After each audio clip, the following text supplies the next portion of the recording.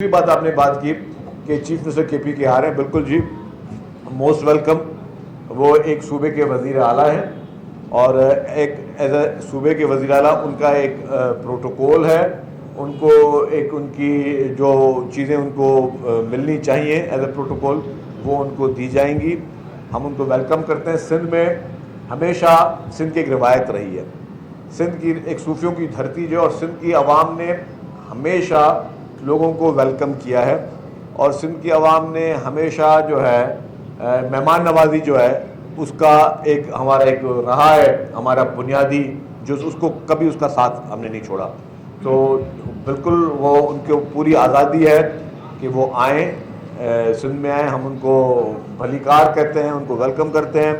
उनकी जहाँ जहाँ पे उनकी होंगी एक्टिविटीज़ उस पर हम उनको सिक्योरिटी भी गवर्नमेंट प्रोवाइड करेगी, गवर्नमेंट उनको असिस्ट भी करेगी और जो भी उन्होंने एक्टिविटीज़ करनी है कानून और आइन के दायरे में रहकर उनको उन तमाम एक्टिविटीज़ में उनको पूरी उनको इजाज़त है।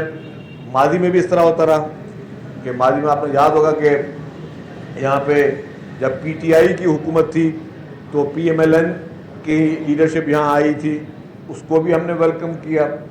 आज पीएमएलएन की हुकूमत है और पीटीआई के जो आ रहे हैं उनकी पार्टी से मुंसलिक चीफ मिनिस्टर, हम उनको भी वेलकम करेंगे और ये अच्छी रिवायत है।